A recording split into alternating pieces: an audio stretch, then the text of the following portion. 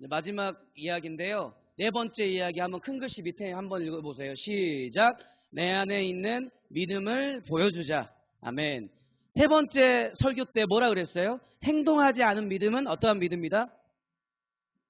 행동하지 않는 믿음은 가짜 믿음이다. 성경에 의하면 그 믿음은 죽었다 살았다? 죽었다. 예.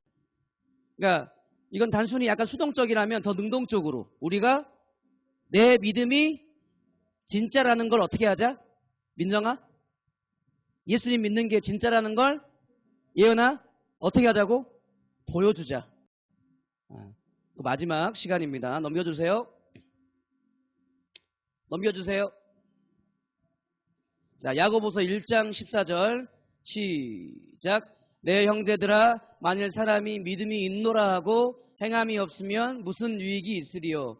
그 믿음이 능히 자기를 구원하겠느냐. 넘겨주세요. 요한일서 3장 18절 시작. 자녀들아 우리가 말과 혀로만 사랑하지 말고 행함과 진실함으로 하자. 두 말씀의 공통점이 뭐예요? 네, 행동하라는 거예요. 행동하라는 거예요. 그 세 가지의 예를 듣고 나서 결론의 말씀을 나눠줄 거예요. 넘겨주세요. 우리 수련회 간 친구들은 문준경 전사님 기념관 갔죠?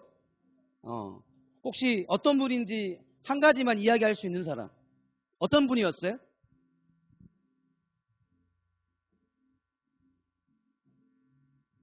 기억 안 나요? 이거 기억 안 나요? 대한민국에서 가장 기독교 비율이 높은 곳이 전남인데 전남 중에서 가장 기독교 비율이 높은 곳이 신안군이고 신안군에서 가장 기독교 인구가 가장 많은 곳이 어디였어요? 예? 증도잖아요. 그렇죠? 신안군이 65%였고 증도가 90% 기독교인이. 근데 이러한 일들이 누구 때문에 가능했다는 거예요? 예, 문준경 전사님 때문에 가능했대요. 이분은 남편한테 버림을 받고 홀몸으로 이 북교동교회 근처에 집을 얻으셔가지고 싹바느질하고 재봉틀 해가지고 그렇게 자녀들도 키우고 그렇게 일하면서 있었는데 북교동교회 어떤 분들이 전도했대요. 예. 그래서 집에 있는데 전도해가지고 북교동교회 나오시게 된 거예요. 그래서 북교동교회에서 세례를 받으시고 이분이 어떤 하나님의 일을 하고자 하는 마음이 있었는데 그 당시에는 여자가 대학교에 가지를 못했어요. 공부를 하지 못했어요. 그래서 정식 학생이 아니라 이송봉 목사님이 당시에 담임 목사님이었는데 청강생으로 추천을 해준 거예요. 그러니까 교실 안에 안 있고 어디에서 바깥에서 약간 그런 느낌의 정식 학생이 아니었어요. 그럼에도 불구하고 똑같은 과정을 밟으신 것 같아요. 그래서 학생 신학교에서 신학을 배우시면서 동시에 신앙군에 자로 다니면서 교회를 세우시고, 그렇죠?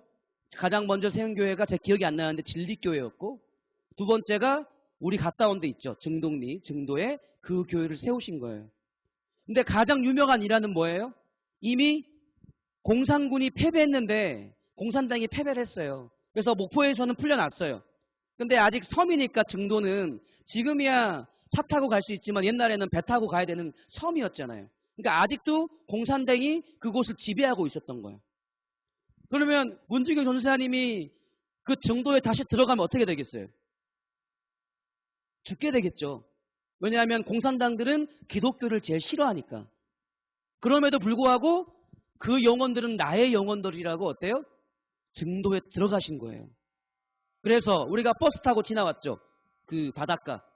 그 해변가에서 공산당에게 죽임을 당하신 거예요.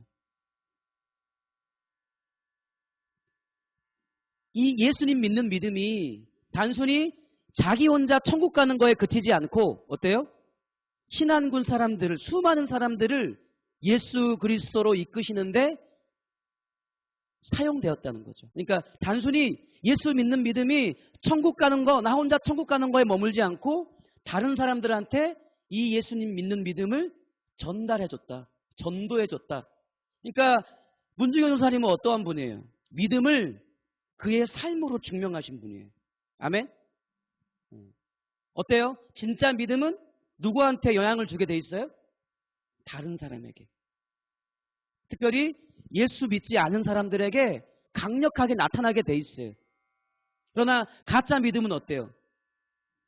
자꾸 그 믿음을 숨기려고 해요. 어떻게든 티가 나지 않게. 주일만 예배 오는 사람을 뭐라 그래요? 예? 썬데이 크리스찬이라 그러잖아요. 그 사람은 종교인이에요. 그런데 예수님 믿는 사람은요, 진짜 예수님 믿는 사람은 어디 가든 티가 나게 돼 있어요. 아멘? 예. 문중경 전사님은요, 삶으로 그 믿음을 증명하셨습니다. 아멘? 또 한 사람 소개할 텐데, 넘겨주세요. 저희 목포에는 없어요. 근데 이제 꽤 유명했어요. 문재인 대통령한테 사회주의자라 그래가지고.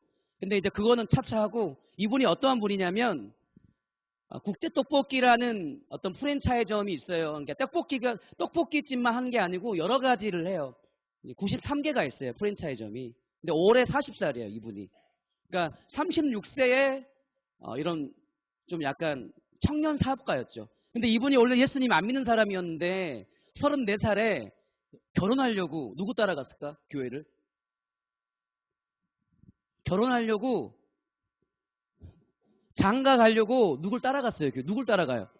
남자니까 누굴 따라가야 돼. 여자친구를 따라가서 처음 교회를 나가게 된 거예요. 온누리 교회를 다니시는데. 근데 그때까지도 결혼해야 되니까 나가니까 예수님 제대로 안 믿었어요. 근데 2014년 6월 달에 미국으로 창조과학 탐사를 갔대요. 그러니까 교회에서 많이 가는 것 같더라고요. 온누리 교회는. 거기 가서 그랜드 캐니언을 보면서 하나님이 있다고 확신한 거예요. 그때부터 이 사람의 삶이 완전히 달라진 거예요. 당장 회사에서 성경 공부를 시작하고, 그 다음에 그러니까 회사 교훈이 있잖아요. 거기에다가 예수님의 말씀을 붙여놓고, 그 다음에 어떤 이야기만 하면 이 사람이 이제 기자가 막 질문했을 거 아니에요. 사업의 철학이 무엇입니까?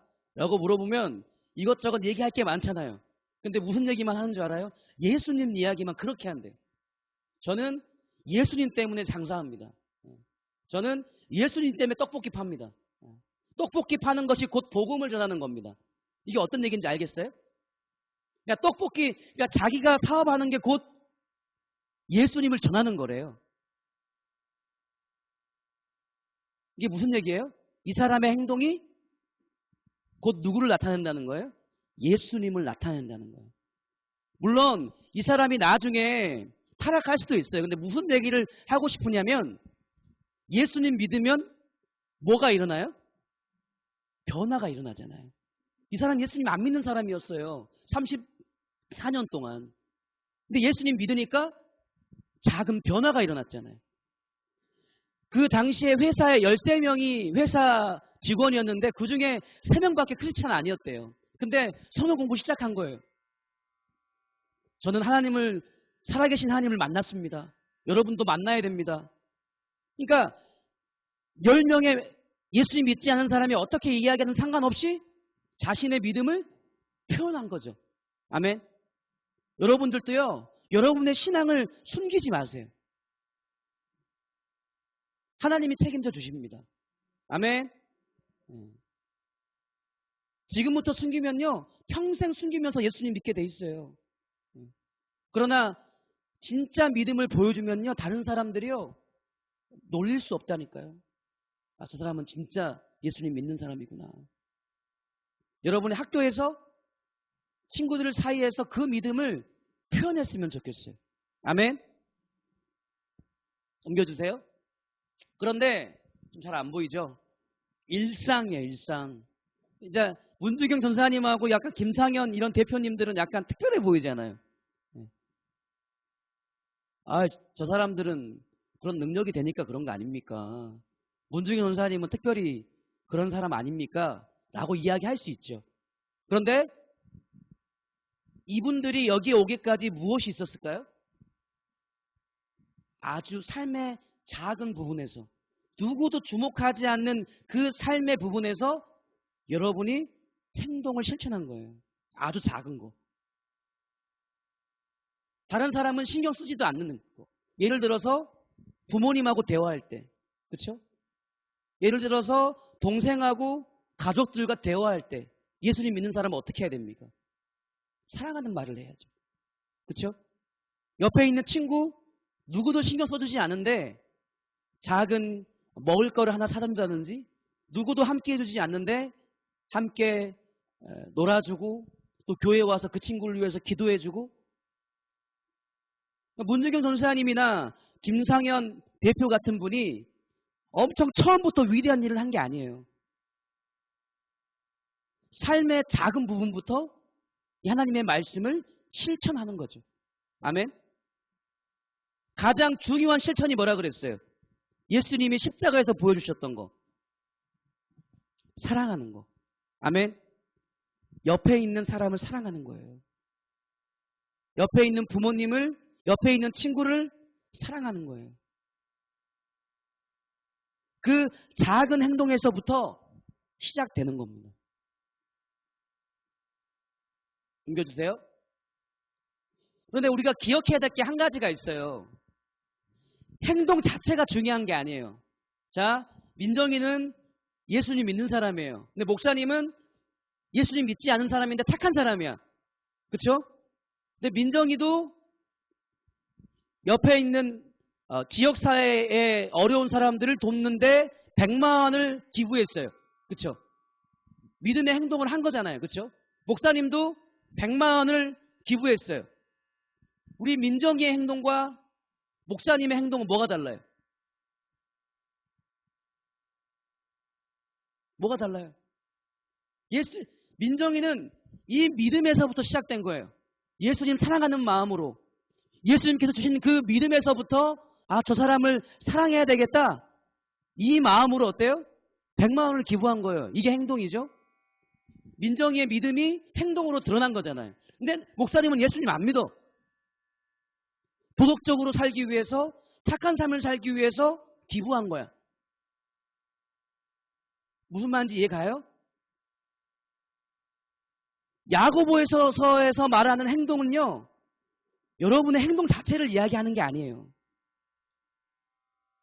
행동으로 얘기하면요, 기독교인들보다 더 자선 사업하고 착하게 살고 더 위대한 일을 하는 사람 너무나 많습니다. 그 이야기를 하는 게 아니에요. 예수님 믿으면 자연스럽게 나올 수밖에 없는 그 행동에 대해서 이야기하는 거예요. 그런데 이 믿음을 뒤에 두고 행동 자체에 중심을 두게 되면 어떻게 됩니까? 어떻게 돼요?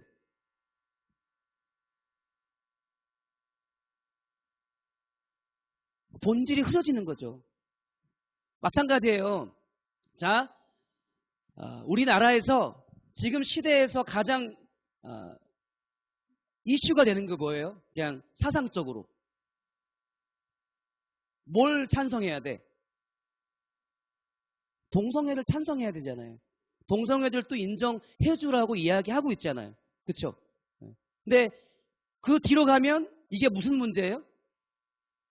여성, 약자, 또 인종차별, 이거를 통틀어서 두 글자로 뭐라 그래요? 인권이라 그러잖아요. 그렇죠? 이 인권을 지키기 위해서 우리가 동성애자들을 인정해줘야 됩니다. 사랑해줘야 됩니다. 그렇죠? 여기에는 뭐만 있어요? 행동만 있어요. 이 사람을 차별하지 않아야 된다. 이 사람들의 인권을 지켜줘야 된다. 세상의 운동들을 보면 행동만 있어요. 뭐가 없어요? 믿음이 없어요. 주님이 주시는 믿음으로 하는 거예요. 주님이 주시는 사랑으로 그 인권 운동을 하는 거예요. 그러니까 사회 체제를 바꾼다고요. 이 세상이 변화되는 게 아니에요. 성경에서 말하는 나라를요, 체제로 만들면 그게 사회주의예요. 북한 땅이 성경에서 말하는 중국 땅이 성경에서 말하는 나라라니까요. 체제로만 보면은. 근데 왜 중국에서 사는 사람들이 힘들고 왜 북한 사람들이 굶어 죽고 공산당만 잘 먹고 잘 삽니까? 행동만 있기 때문에 그래요. 그렇죠? 좋잖아요. 다 모아가지고 똑같이 분배하자. 좋아요, 안 좋아요? 누구도 소외 없게 만들자. 근데 가장 빈부의 격차가 큰 곳이 북한이고 중국이에요. 뭐만 있기 때문에? 행동만 있기 때문에. 우리 친구들 이해 가나요? 행동만 있으면 안 돼요. 선물로 주어지는 믿음이 있어야 돼. 믿음. 아멘? 예수님 믿는 사람이 행동해야 돼요. 회개하는 한 사람이 이 세상에 많으면요, 예수님 제대로 믿는 사람들이 많으면 이러한 일들이 일어날 수밖에 없는 거죠. 사회에서, 정부에서 강제로 뺏어가지고 나눠주지 않아도 회개하는 이 한 사람이, 제대로 된 믿음을 가지고 있는 사람이 자기 것을 주는 거예요, 남한테. 아멘? 이 말씀이 이해됐으면 좋겠어요. 기독교인들도 너무 착각을 많이 해요. 사회주의는요, 행동만 있는 체제예요. 왜 기독교를 그렇게 죽이려고 하겠습니까? 말씀을 마무리하겠습니다. 믿음은 행동으로 증명됩니다. 아멘? 겉으로 드러나지 않으면, 티나지 않으면 그 믿음, 좋은 믿음이라고 판단할 수 없어요. 그런데 우리 친구들이 기억해야 될 거, 행동 자체가 중요한 게 아니라 이 안에 뭐가 있어야 됩니까? 예수님께서 주시는 믿음이 있어야 돼요. 그 믿음에서부터 시작되는 행동, 그 행동이 진짜 행동이다. 아멘? 그래서 우리 친구들이 서 있는 학교, 가정, 앞으로 살게 될 그 사회와 세상 속에서 이 믿음으로 행하십시오. 주님이 주시는 사랑으로 행하십시오. 그러면 그곳이 하나님의 나라가 되는 거예요.